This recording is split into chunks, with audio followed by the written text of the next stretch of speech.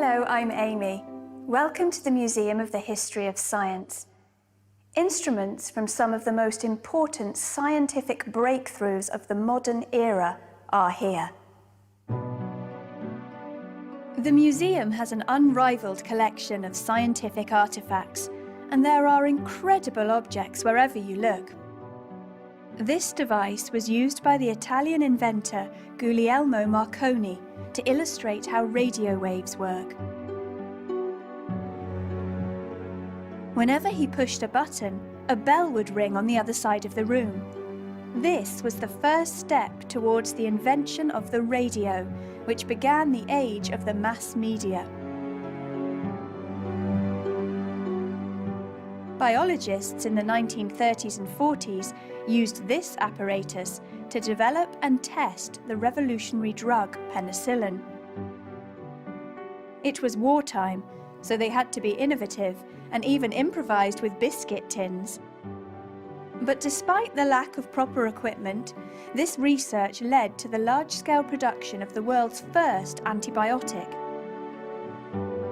Since then, the drug has saved millions of lives. But neither this penicillin apparatus nor Marconi's radio wave device is the most popular item on display in the museum. The museum's most celebrated artifact is this small blackboard. It might not look like much, but it was used by the genius physicist Albert Einstein. He visited Oxford in 1931 and explained his theories on the age and size of the universe using this very blackboard. You can still read his equations today, if you can understand them. The Museum of the History of Science is home to one of the largest collections of scientific instruments in the world. It opened as a science museum in 1925, thanks to the donation of a huge collection of scientific instruments from this man, Louis Evans. Evans was a paper manufacturer, but always had a keen interest in science, even as a child. He didn't do well at school, and contemporaries reported that he could not spell, but liked blowing himself up with chemicals. As an adult, he travelled around the world, collecting artifacts from the worlds of mathematics, astronomy, and navigation. He was particularly famous for his outstanding collection of astrolabes. These are historical instruments that predict the positions of the sun, moon, and stars. They were used by philosophers, navigators, and astronomers for centuries. They were a central tool of science in ancient Greece and Rome, and had a huge influence on the Islamic Golden Age and the European Renaissance.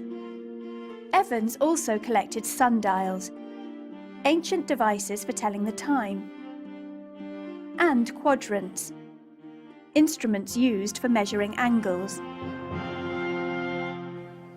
Today, Evans's items are still central to the museum's exhibition, but over the last 90 years, the collection has grown.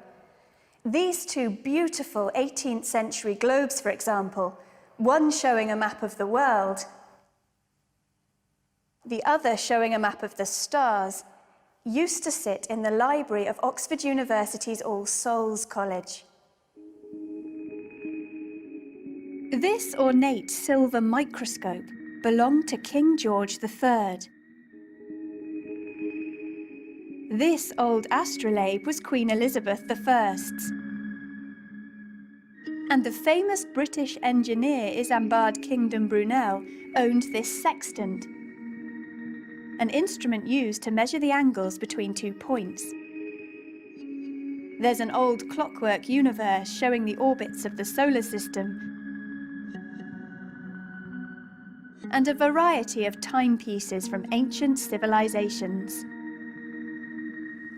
Some people think that science is all about facts and figures, but the items on display here, whether it's a beautifully crafted 16th century astrolabe or a wartime biscuit tin, really bring science to life. It's a wonderful combination of science and history, and thanks to the passion of people like Louis Evans, visitors can enjoy these fascinating objects for generations to come.